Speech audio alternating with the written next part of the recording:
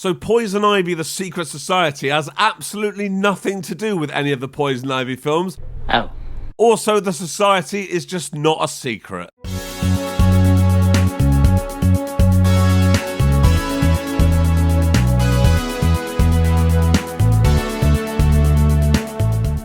I'm Jay Harangue and I talk about soft porn and stalker movies. You should subscribe. So we start by seeing this blonde girl running away from something at this college, and oh no, she's dead. 6 months later, we see Daisy and her boyfriend Will. It looks like they're about to bang, but Daisy's like, maybe we shouldn't do this, because she's just an innocent country girl. Remember that? Will's like, yeah, but you're leaving for college tomorrow. Doesn't matter, it's not happening. Daisy's parents have recently died, and she wants more than this country life that Will can offer, even though he's bought this piece of land for them. He knew she was going to college, but this has annoyed him, so he leaves her on the truck with the hay and the blankets on it and f***s off into the long grass. Bye then. So now she's arrived at Berkshire College, which I assume is in California. There's a group of girls on this balcony evaluating the new students to see if they can recruit them for what I assume is their sorority. Their first impressions of Daisy aren't great, because she's arrived in a taxi. Oh my god, here comes Miss Taxi.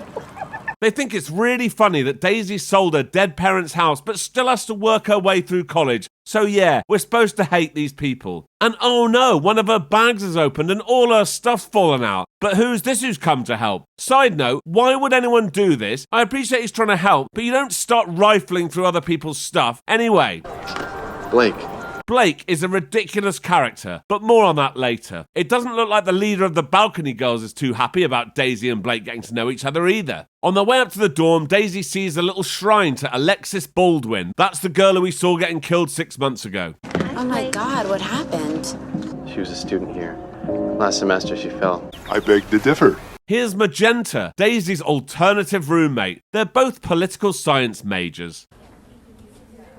It's time for the first class, and it looks like everyone we've met so far just happens to be in it. And this is the teacher, Professor Graves. Everyone thinks he's hot. He immediately starts talking about this internship. 8 weeks, paid, working in Washington, D.C. Now, it may sound shit, but this internship, apparently, is the opportunity of a lifetime, and everyone is desperate to do it, but only one student can be selected. Mr. Graves, I didn't know you were enrolled in my class. Ah, so Blake is Professor Graves' son. Blake's not actually in this class, he's just come to flirt with Daisy. Next we meet the Dean of Students. Dean Graves' office?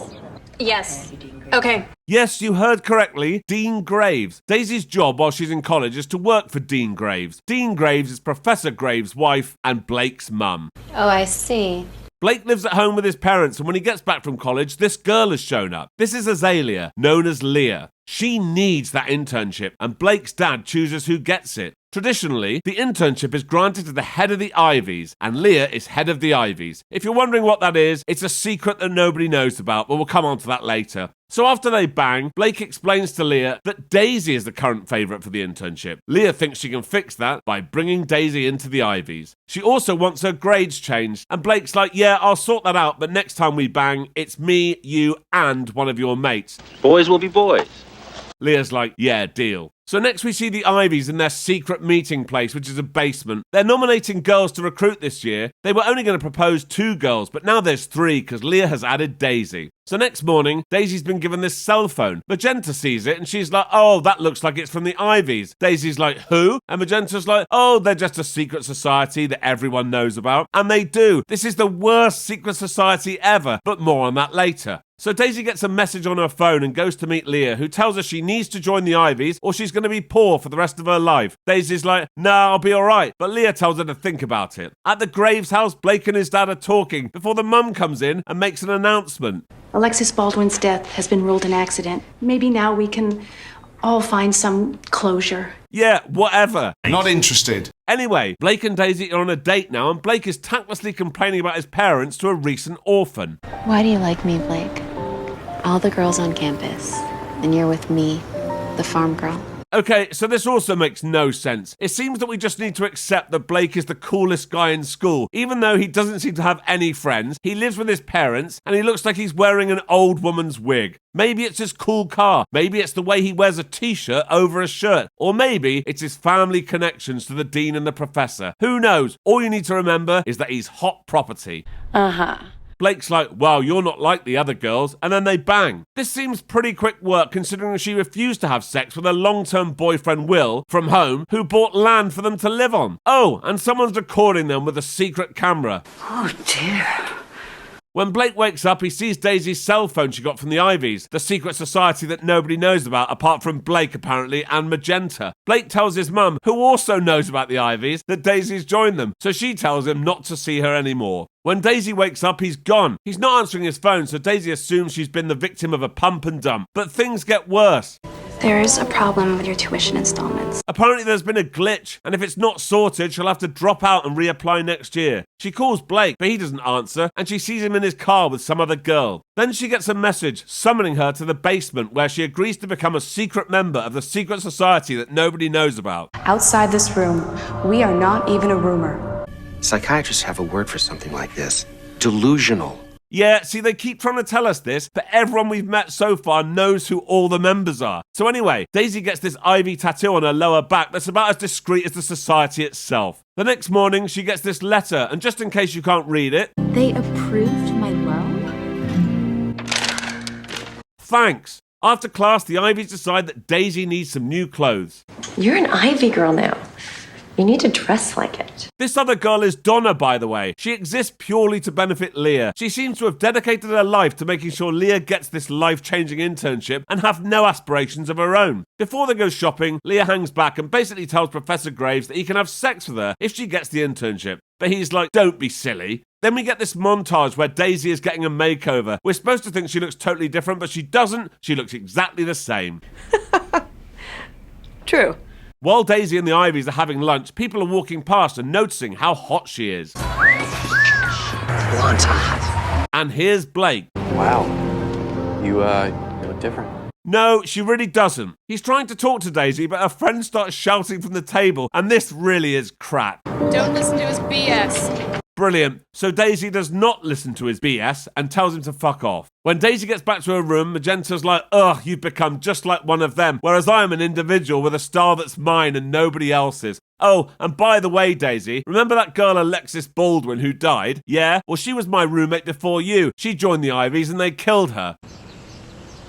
What?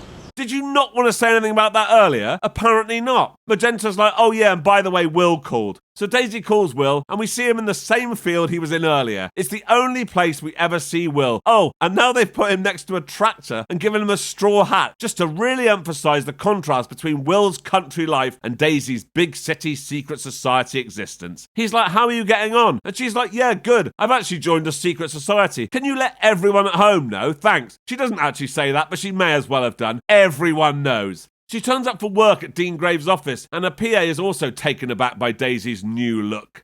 Look at you. What?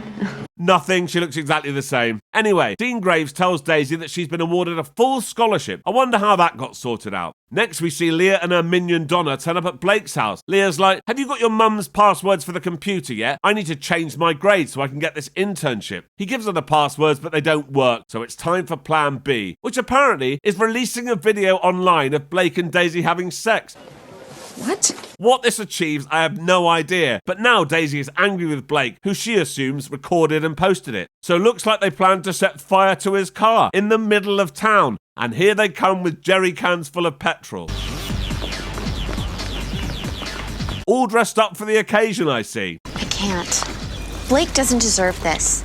So all of a sudden, she's horrified by this. Even had the others not told her they planned to torch the car, what did she think was going to happen when they ran towards the car with a load of petrol? She's even carrying one of the cans herself. Anyway, she runs off, but they do it without her. In class the next day, Leah's like, Daisy, you need to start doing as I say, or I'm going to pull your hair like this. As Daisy is walking back to her room from class, it's clear most people have seen the video. That internet girl. Yeah, ride me, baby. Yeah. So that's not great. At the house where the members of the secret society that no one knows about live, Donna tells Leah that it's Magenta who's getting the internship. So Leah has decided that this is a declaration of war by the Graves family against the Ivies. It's war they want. I'll give it to them. So Leah goes to see Daisy and says, right, I sorted your loan and got your scholarship. It's time for you to do something for me. So here's what she's got her doing. She's got her into the administration building at night wearing this. She's like, what do I do now? And Leah's like, just go into Professor Graves' room and shag him. What? Daisy's like, fuck that. No way. I'm not sure what she thought she was going to be doing dressed like that in there anyway. Do I have to do everything around here myself? It would appear so, yes. So Leah goes into Professor Graves' office. Clearly it's just accepted that Professor Graves will shag any of his students. Guys will be guys. Leah tells him she's up for it and then they bang. You may be thinking, what does this achieve? And fair enough, I don't get it at all. But then hang on, the sex isn't the end goal. So she's killed him. I assume because she's so angry about the internship. So what was the point in the sex then? She may as well have just gone up and stabbed him. Anyway, the police suspect Daisy because she was in Professor Graves' class, worked for his wife, and there's a video of her having sex with his son on the internet. Of course. Oh, and her fingerprints are all over the place. But Daisy knows it was Leah. Blake comes to see Daisy and warns her about who she's dealing with. He reveals that his mum is an Ivy. Ooh. Daisy's like, okay, I'm calling the police. You can't just out $1 billion secret organization with a phone call. What? A, it's not a secret, and B, $1 billion organization? $1 billion organization unable to secure an internship for a college student? Unbelievable. Anyway, Daisy goes to see Leah and pretends she wants her help, but actually she's there to record her confession. But for some reason, she reveals that she's recorded it before leaving the room. So there's this fight. You bitch!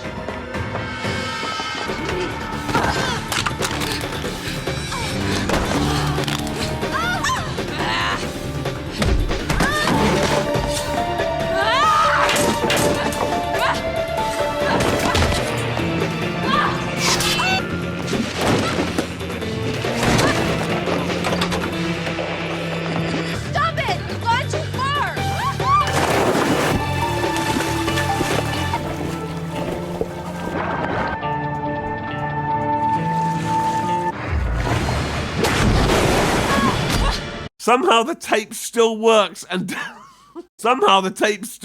and Daisy has defeated the Ivies. And we're back at Will's farm, now named Daisy Ranch. Daisy has pigtails, so it's clear that she's ready to get back to country life. She says she's still got 4 years of school left, but after that, they can be together. And that's the end of the film, so until next time. Thank you for watching. If you enjoyed this, please like and subscribe and check out this other video. Thank you.